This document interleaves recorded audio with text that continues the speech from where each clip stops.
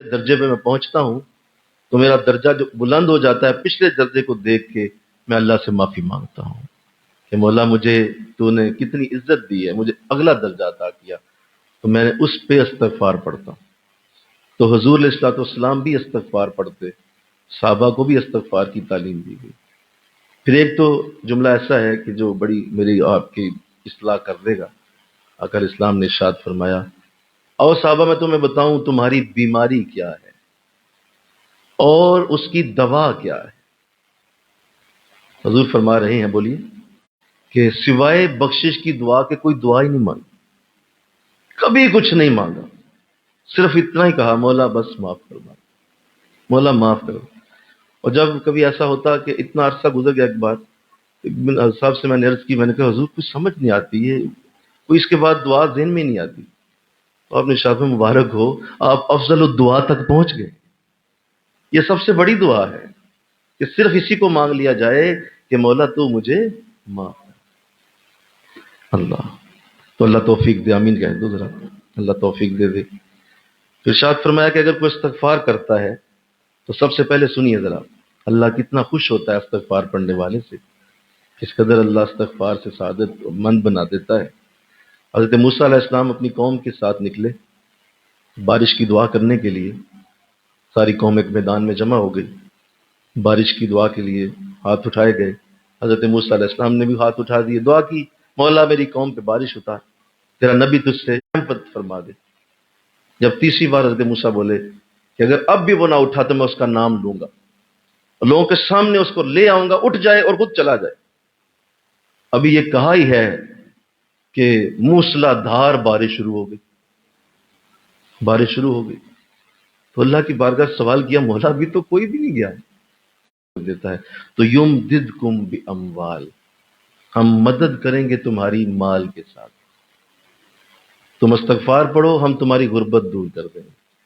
اس کا ڈائریکٹ تعلق تمہاری معیشت کے ساتھ ہے، اس کا ڈائریکٹ تعلق تمہارے کاروبار کے ساتھ جوڑ دیا گیا ہے، تمہارے گھر میں آنے والے مال کے ساتھ جوڑ دیا گیا ہے۔ جس گھر میں لوگ استغفار پڑھتے رہتے ہیں وہاں محتاجی نہیں آتی، اللہ محتاج نہیں ہونے دے گا۔ وظیفہ عطا کرو، یہ کسی پیر کا یا کسی اور کا وظیفہ دیا ہوا نہیں ہے، یہ قرآن کا وظیفہ ہے، یہ قرآن نے دیا ہوا ہے، وَبَنِينَ، ہم بیٹے عطا کریں گے۔ لوگ بھول گئے، لوگ قرآنی وظیفوں کو چھوڑ گئے۔ وَبَنِينَ وَيَجْعَلْ لَكُمْ جَنَّاتٍ، سنیے، اگر کوئی اور زیادہ توبہ کرے، اور زیادہ توبہ کرے تو ہم اس کے لیے باغوں والے گھر بنائیں گے۔ مجھے کہو سبحان اللہ۔ وہ باغوں والی گھروں میں رہے گا، اس کے باغ ہوں گے، اس کے قریب ایسے ماحول ہوں گے جہاں وہ خوشیوں بھرے ماحول کے اندر زندگی گزارے، گھر کھلے عطا کر دے گا اللہ۔ حضور صلی اللہ علیہ وسلم نے فرمایا 3 نعمتیں ایسی ہیں جن کو بار بار اللہ سے مانگو۔ کیا کہا بولیے؟ بار بار، بار بار مجھے۔ وہی 2 مرلے کے گھر میں ہی قبریں بنا کے لوگ فوت ہو جاتے ہیں، ساری زندگی اللہ سے مانگتے ہیں اور مانگنے کا چج ہی نہیں آتا، سمجھ ہی نہیں آتی، اور اس کا طریقہ اللہ دے رہا ہے، استغفار پڑھو ہم تمہیں بڑے گھر عطا فرما دیں۔ ان کے کہو نا سبحان اللہ، ہم تمہیں بڑے گھر دے دیں۔ اللہ سے معافی مانگو، استغفار پڑھو اللہ۔ تو فرمایا یہ دوسرا ہے۔ حضور تیسرا فرمایا، تیسرا یہ ہے اللہ سے کھل کے مانگو، مولا مجھے اچھی سواری عطا فرما۔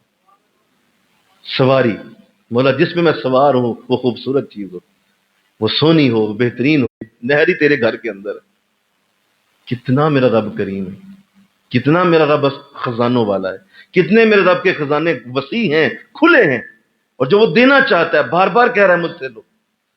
لیکن چونکہ ہم چھوٹی سوچ والے لوگ، ہم اپنی اس محدود سوچ کے اندر رہ کر ساری زندگی گزار دیتے اور اللہ پہ پھینک دیتے ہیں بات، یہ اللہ کو منظور ہی نہیں تھا، اللہ نے چاہا ہی نہیں تھا، اس لیے دیکھیں جی ہم تو غریب ہی رہ گئے۔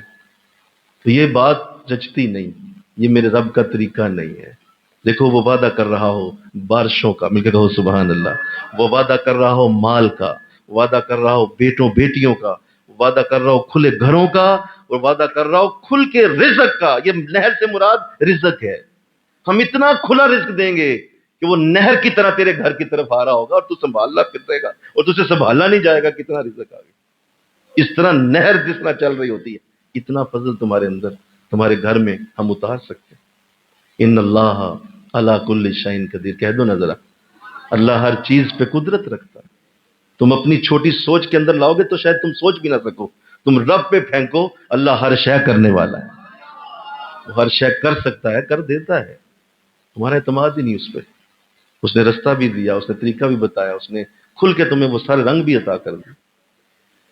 اب آئیے، میں نے ابھی اس کا ایک زاویہ آپ کے سامنے رکھا ہے، ابھی شاید کا صرف ایک زاویہ آپ کے سامنے آیا ہے کہ یہ ان تمام نعمتوں کو کھینچ لائے گا جس کے لیے لوگ رو رہے ہیں، جس کے لیے لوگ تڑپ رہے ہیں، جس کے لیے لوگوں کی زندگیاں اجیرن ہو چکی ہیں، جس کے لیے لوگ صبح سے شام تک پسینے بہا رہے ہیں. وہ ساری نعمتیں یہ کھینچ لائے گا.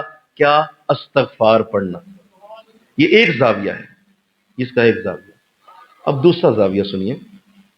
اس آیت سے مراد ایک اور بھی ہے، اور وہ یہ ہے کہ جب اللہ کسی کو معافی مانگتا دیکھتا ہے، اور وہ میرا بندہ، جب وہ دیکھ رہا ہوتا ہے کہ میرا بندہ مجھ سے معافی مانگ رہا ہے، اور یہ بھی ذہن نشین کیجئے کہ وہ جانتا ہے تمہیں کہ تم کیسی معافی مانگ رہے ہو. جب کوئی شخص اللہ سے معافی مانگتا ہے کسی پریشانی میں، کسی دکھ میں آتا ہے نا، جب تو اللہ سے کہتا ہے مولا مجھے معاف کر، مجھے اس دکھ سے نکال، مجھے معاف کر. تو فرشتے فوراً اللہ سے عرض کرتے ہیں مولا ہم جانتے ہیں یہ دل سے نہیں مانگ رہا، یہ دل سے نہیں مانگ رہا، یہ صرف اس پریشانی میں پھنسا ہوا ہے، اس دکھ میں پھنسا ہوا ہے، اس کا دل اللہ تیرے سے اس طرح سے پیار نہیں کرتا، یہ صرف اس پریشانی کی وجہ سے معافی مانگ رہا ہے. اللہ فرماتا ہے میرے فرشتوں، اگر پریشانی کی وجہ سے یہ مانگ رہا ہے، مانگ تو رہا ہے نا، دے دو اس کو جو مانگ رہا ہے، اس کو دے دو. بے شک پریشانی سے مانگ. اللہ کی بارگاہ سے جب حکم آتا ہے فرشتے سے وہ نعمت دے دیتے ہیں. کچھ ہی دن گزرتے ہیں تو دوبارہ ظاہر ہے وہ دل سے تو مانگ نہیں رہا تھا، پھر دوبارہ اپنے معاملات میں پھنستا ہے، پھر قرضے چڑھتے ہیں، پھر بیماریاں آتی ہیں، پھر بہت زیادہ اور پریشانیوں میں گھرتا ہے، پھر اللہ سے روتا ہے مولا مجھے معاف کر، میں پھر پریشانی میں آ گیا. فرشتے پھر کہتے ہیں مولا پہلے بھی تو نے دلوا دیا تھا، دیکھ پھر آیا، جھوٹا ہے، یہ جھوٹ بول رہا ہے، یہ جھوٹا ہے، یہ صحیح نہیں مانگ رہا. جواب آتا ہے میرے فرشتوں ایسا کرو کہ چونکہ اس نے معافی مانگ لی ہے لہذا مجھے پتا ہے کہ ہے جھوٹا، میری طرف سے دوبارہ عطا کر دو، اسے پھر دے دو. یوں اللہ اسے دیتا رہتا ہے. وہ جب بھی معافی مانگتا ہے اللہ اسے دے دیتا ہے. ایک وقت آتا ہے کہ آخری عمر ہوتی ہے اور وہ اپنی بیماری کے ہاتھوں کسی بستر پہ لیٹا، اسے یاد آتا ہے کہ کتنی بار میں نے توبہ توڑی تھی لیکن میرے رب نے ہر بار مجھے معاف کیا، ہر بار مجھے نعمت دے دی، ہر بار مجھ پہ فضل کیا. تو اس وقت اس سے خیال آتا ہے نہیں، اب نہیں، اب میں اپنے رب سے سچی محبت سے توبہ کروں گا. وہ اٹھتا ہے، وہ وضو کرتا ہے اور سر سجدے میں جب رکھتا ہے تو اللہ کی بارگاہ سے آواز آتی ہے فرشتوں اب آؤ، اب دیکھو میرا بندہ سچی توبہ کر رہا ہے. اب سچی توبہ کی، یہ دیکھ، اس کا انتظار کر رہا تھا میں اس کا انتظار کر رہا کہ یہ یہاں تک آئے. کوئی بات نہیں، لیتا رہا مجھ سے، آج سچی توبہ تو کر گیا. لہذا استغفار نہ چھوڑنا. انشاءاللہ بولیے بے شک گناہوں کے انبار آسمانوں سے جا لگیں، بے شک قتل و غارت کر کر کے تیرے ہاتھ تھک جائیں، پھر بھی استغفار نہ چھوڑنا. ایک وقت آئے گا اللہ تجھے توبہ کی توفیق سچی دے دے. استغفار نہ چھوڑ. صحابی حضور کی خدمت میں حاضر ہوئے، ارشاد فرمایا حضور گناہ نہیں چھوٹتا. فرمایا صحابی استغفار پڑھو، اللہ سے معافی مانگو. فرمایا حضور پھر بھی نہیں چھوٹتا. فرمایا اچھا پھر پڑھنا. فرمایا حضور پھر نہیں چھوٹتا. فرمایا پھر پڑھنا. جب چوتھی بار کہا نا حضور نہیں چھوٹتا، حضور کی آواز بلند ہو گئی. حالانکہ آپ اونچی آواز سے نہیں بولتے تھے، آپ کی آواز کا، آپ کا لہجہ ہمیشہ نرم ہوتا تھا، لیکن آواز بلند ہوئی. فرمایا صحابی توبہ کرنا نہ چھوڑ، ایک وقت آئے گا اللہ تجھے اس گناہ سے نکال ہی لے. توبہ نہ چھوڑ. شیطان یہی کہتا ہے، وہ مایوس کرتا ہے، وہ کہتا ہے نہیں تو نیک ہو ہی نہیں سکتا، تو برا ترین انسان، تو دیکھ ابھی نیکی کی، ابھی دیکھ پھر تو نے فلاں کام، یہ نیکی کی پھر فلاں، یہ تو نہیں ٹھیک ہو سکتا. ایک نماز چھوڑ دی دوسری بھی چھوڑ، رہنے دے، تو بن ہی نہیں سکتا نمازی. یہ جتنے برے لوگ پھر رہے ہیں جاؤ ان سے پوچھ کے دیکھ لو، یہ سارے اللہ کی رحمت سے مایوس ہیں، یہ مایوس ہو چکے ہیں. انہیں لگتا ہے کہ اللہ معاف نہیں کرنے والا، جبکہ اللہ فرماتا ہے تم مانگو تو صحیح، ساری زمین بھی بھر کے آؤ گے ہم ایک لمحے میں معاف کر دیں، ہم ہر شے معاف کر دیں، بھول جائیں گے تم نے کبھی کوئی گناہ بھی کیا. تو اتنی کرم نوازی. لہذا استغفار کا ایک زاویہ یہ ہے کہ یہ چھوڑنی نہیں ہے. انشاءاللہ بولو نا، یہ چھوڑنی نہیں ہوتی. چاہے عمر کا آخری دن بھی آ جائے، یہ چھوڑنی نہیں ہوتی کہ کسی کو یہ لگے کہ نہیں اب مجھے استغفار کی ضرورت ہی نہیں ہے، انہیں ایسا نہ ہو۔ اور دوسرا اور تیسرا زاویہ یہ ہے کہ استغفار صرف برائیوں سے ہی نہیں ہوتی، استغفار نیکیوں سے بھی ہوتی۔ آپ پوچھیں گے کون سی نیکی ہے جس میں استغفار ہونی چاہیے؟ جی ہر نیکی سے ہی استغفار ہو سکتی ہے۔ نماز پڑھی، مولا تیرے نبی جیسی نہیں پڑھ سکا۔ قرآن پڑھا، مولا تیرے نبی جیسا نہیں پڑھ سکا۔ درود شریف پڑھا، مولا حق ادا نہیں ہوا۔ درس دیا، مولا اس طرح درس نہیں دیا جیسے دینے کا حق تھا۔ مولا نیکی کی بات پھیلائی، نہیں پھیلا سکا جیسا پھیلانے کا حق تھا۔ ہر نیکی سے بھی استغفار پڑھی جائے، مولا معاف فرما دے، مولا معاف فرما دے۔ تو صرف برائیوں سے ہی استغفار نہیں ہے، یہ نیکیوں سے بھی ہوتی ہے۔ اور جب بھی کوئی نیکی کرو تو اس کو تہمت زدہ جانو۔ کیا بولا؟ تہمت زدہ، یہ تو تہمت اور تو کچھ نہیں کر سکا۔ تو نے کیا کیا آج تک اللہ کا؟ اتنی بڑی نیکی کی، اس کے باوجود اپنے آپ کو تہمت خود ہی لگا لو۔ کوئی کیا لگائے گا بولو؟ خود ہی تہمت لگاؤ کہ نہیں تو نے کچھ نہیں کیا، حالانکہ اتنی بڑی نیکی کی ہے۔ فوراً اپنے آپ کو سمجھاؤ کہ نہیں تو کچھ نہیں کر سکا، یہ تو اللہ کے سامنے صفر ہے، اللہ کی ذات اس سے بہت بڑی۔ تو جب کوئی یہ عمل اللہ کے سامنے رکھے کہ مولا نیکی بھی کی، استغفار اور ساتھ استغفار بھی پڑھ دیا، تو اللہ کی بارگاہ سے جواب دیکھو کیا آتا ہے۔ جب آپ پڑھیں گے نا کبھی سورہ، وہ جو سورت ہے جس میں اللہ نے اپنے نبی کو سورہ فتح کے اندر بشارت دی ہے، اور باقاعدہ سورہ نصر کے اندر بھی ارشاد فرمایا اذا جاء نصر اللہ والفتح، اے نبی جب تمہارے پاس ہماری مدد آ گئی اور تو فتح یاب بھی ہو گیا، ورأیت الناس يدخلون فی دین اللہ افواجا، اور تو دیکھے گا کہ لوگ اس طرح دین میں داخل ہو رہے ہیں جیسے فوجوں کی فوجیں دین میں جا رہی۔ پہلے لوگ کبھی کبھی آگے کلمہ پڑھتے تھے، لیکن ابھی اب تو دیکھ فوجوں کی فوجیں کلمہ پڑھ رہی تھے۔ تو اب تو نے کیا کرنا ہے؟ فسبح بحمد، اے نبی اب تو میری تسبیح پڑھ، فسبح بحمد ربک واستغفر، اور اللہ سے معافی مانگ۔ یعنی فتح ہو گئی پھر بھی معافی مانگ، یعنی فتح مکہ ہو گئی پھر بھی معافی مانگ۔ اس لیے معافی مانگ اے نبی، دھیان کرنا یہ ہمارے کرم سے ہوا ہے، ہم نے دیا ہے، یہ سارا کچھ ہم نے عطا کیا ہے، لہذا اس توبہ کو نہ چھوڑنا، اس معافی کو نہ چھوڑنا، مولا مجھے معاف کر دے، یہ سب تیری وجہ سے ہوا ہے۔ ہمارا الٹ ہے نا صاحب، ہمارا معاملہ الٹ ہے، ہم چھوٹے ذہن، چھوٹی قوم، چھوٹا شعور رکھتے ہیں، لہذا جب بھی کوئی ناکامی آتی ہے، کوئی پریشانی آتی ہے تو اللہ پہ ڈال دیں، اللہ نے ڈال دی تھی، اللہ نے ناکام کر دیا، بھائی اللہ کو جو مرضی تھا، منظور تھا، ہو گیا، اس لیے ناکام ہو گیا۔ اور اگر کوئی کامیابی آئے، کوئی ہمارے معاملات میں بہتری آئے، تو ساتھ کہیں جی چونکہ میں نیک بڑا ہوں، چونکہ میں نے تسبیح پڑھی تھی، چونکہ میں نے درود ناریہ پڑھ لیا تھا، تو چونکہ میں نے حضرت صاحب کی خدمت بڑی کی ہوئی ہے، چونکہ میں نے فلاں، خود پہ ڈالیں گے، میں پہ ڈال دیں گے۔ بھئی وہ جو ناکامی تھی وہ اللہ کے لیے استغفر اللہ بولو نا ذرا، اور کامیابی اپنے لیے۔ یہ ہے ہم لوگوں کا طریقہ، جبکہ ایسا نہیں ہے۔ ناکامی تیری وجہ سے ہوتی ہے، بولیے نا، کامیابی اللہ کی طرف سے ہوتی ہے۔ ناکامی تیرے اپنے کرتوتوں سے آتی، تو نے جو غلطیاں کی اس کی وجہ سے ناکام ہوا، اور جب اللہ کسی کو دیتا ہے اللہ کامیاب عطا کرتا ہے، کامیابیاں دیتا ہے۔ تو یہ طریقہ نہ ہو کہ جب کبھی کامیابی آ جائے تو اپنے ڈنڈوں کے اوپر اور اپنے بازو کے اوپر، اور دیکھیں جی ہم نے کام بڑی پلاننگ کی بہت اچھی کر لی تھی، دیکھیں جی ہم نے تو بہت اچھا منصوبہ بڑا اچھا بنایا تھا، دیکھیں ہم نے تو بہت اچھی طریقے سے کام کیا لہذا اچھا کام ہوگا۔ جی ہم نہ کریں، آپ یہ بھی اللہ نہیں کیا ہے۔ اس لیے اللہ فرما رہا ہے کہ جب کبھی اے نبی تجھ پہ میرا کرم فضل فوجوں کی طرح بھی برس رہا ہے، پھر بھی تو نے استغفار نہیں چھوڑنا، واستغفر، تو بھی استغفار پڑھ۔ اللہ تو اللہ توفیق دے دے، انشاءاللہ بولو، انشاءاللہ بولیے اللہ توفیق۔ لہذا اپنے آپ کو استغفار کے اندر رکھیے، اور ان تمام نعمتوں سے آپ کا دامن بھرے گا، ان تمام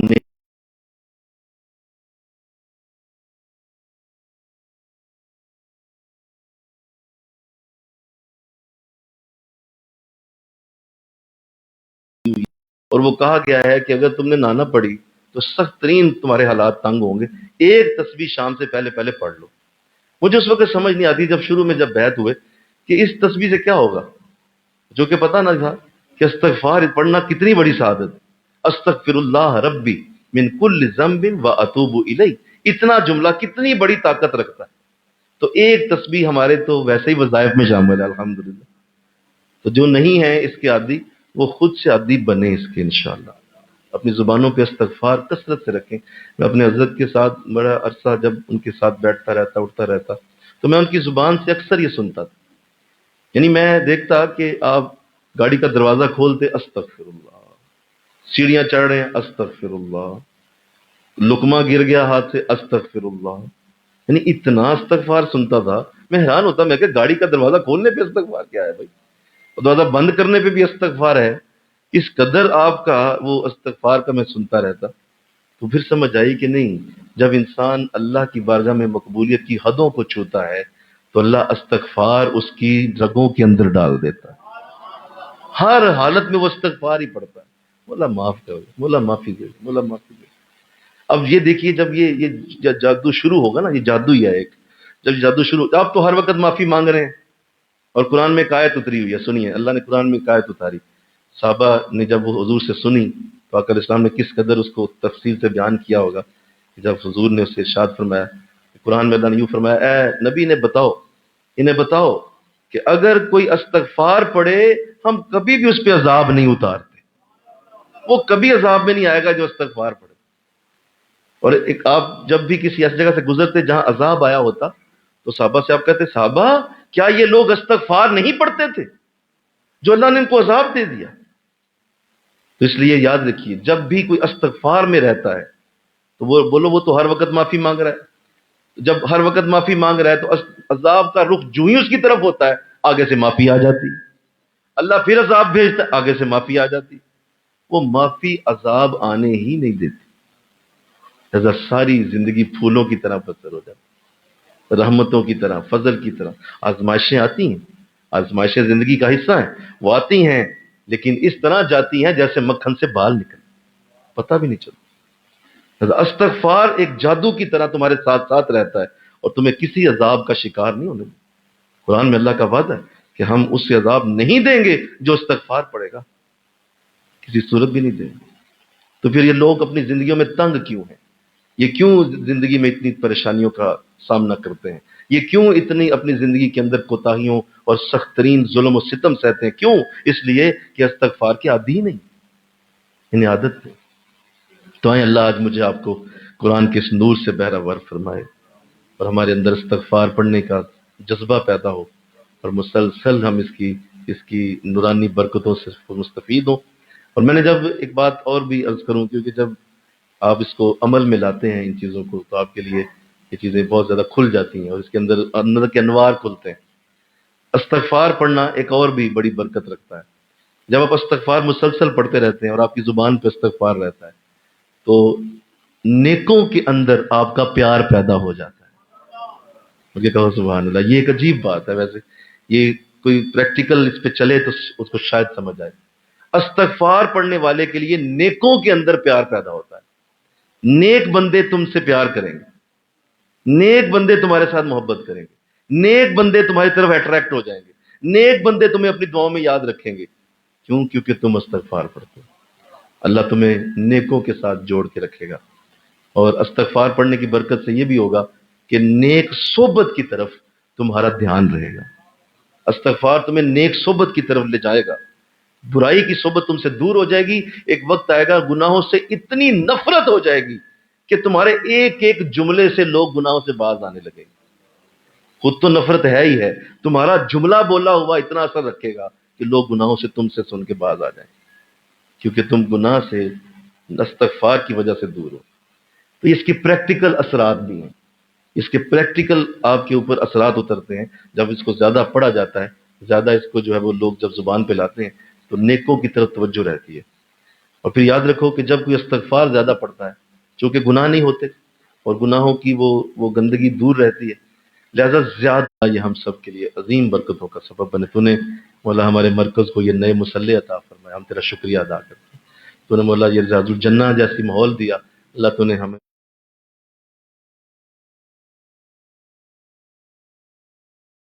خدمت دین قرآن کی توفیق ان تمام میرے ساتھیوں کو حاصل ہو، جتنے دور و نزدیک سے چل کے آن لائن بھی خاص طور پہ جو ہمارے ساتھ شامل ہوتے ہیں۔ اللہ سب کو برکتیں اور رحمتیں نصیب فرما۔